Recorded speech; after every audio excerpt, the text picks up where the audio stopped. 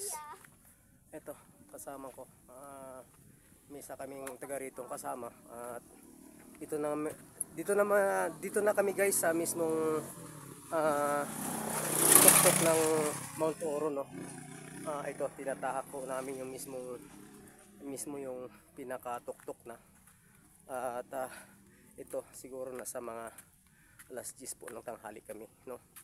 Ito makikita nyo guys na medyo parang ramdam namin yung sikat ng araw, parang malapit na kami sa araw, no, dahil itong bundok ay napakataas. So kahit mainit siya guys, ay ramdam namin yung simoy ng hangin na malamig pa rin. Kaya sa inyo mga kalods ay mainam na makagawi sa ganitong lugar kapag kayo ay may time. Ay masarap na magpasyal. Tingnan nyo guys yung aking mga kasama na yun, medyo excited sila. Kaya pero kahit mainit, ang ganda pala dito guys, no. Tingnan nyo, tayo ilalapit dito sa lugar nito.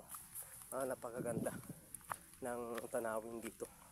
Kahit ganito sa guys, no, mataas ang bangin, kikita nyo yung mga bundok. Sarap ng hangin, no. Kahit mainit siya, pero yung simoy ng hangin ay malamig, no. Mula sa ibaba at pataas yung hangin, no. Kaya ito po yung lugar ng Mount Oro, no. Dito guys ay makikita mo yung malalayo na mga bundok, green na green. So ngayon ay mayroon naman palang tindahan dito. So konting pahinga naman guys at magbimerenda muna kami kasama ng aking mga kasamaan. Dito kami ngayon mismo dito sa tuktok ng Mount Oro, no. So sige, soft drinks tayo. Anong malaki na kukunin nyo? Magkano soft drinks mo malaki? Ano yan ang yan ang mismong tuktok nila. Yun ang Mount Oro. Yan mismo yung lugar na Mount Oro. May bayad siguro dyan, no? May simbahan niya, chapel. So yun pala yung nabidyohan natin kanina.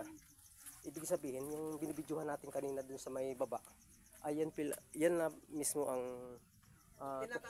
pinakatuktok ng Mount Oro. Ito guys, yung kita yung may gate na yan, no. So mamaya ay mapapasilpi tayo doon at lalapit tayo dyan. At ngayon ay nandito kami mismo sa mismong ibaba, parang pinaka entrance nila, na kung may mga iba na mag-akit dito, yung mga ibang mga nag-adventure, no, ay dito muna sila nag-stay at magmimirinda at magkakain bago naman mag-iikot dito sa itong area. So siyempre kapag hindi ka taga rito, kailangan mo ng pahintulot nila kung ano yung mga dapat, mga violation na dapat na maiwasan natin na hindi tayo magkakamali. So kuha kayo ng soft drinks. Bebe, kuha kayo ng malaki, yung malamig, RC. Yung Katolik, hindi kasi puro tayo Katolik, Oo, RC. Roman Katolik ang tawag niyan, RC, no? At saka tinapay, Ano ka ba?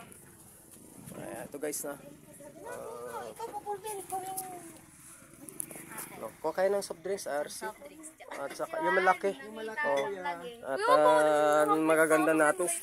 Wala, makikita kayo ng mga crush niya, no. At siyempre, and the first time pala natin nakakita tayo dito. So kailangan enjoy naman kayo. Sige guys, please like, comment lang dyan sa baba.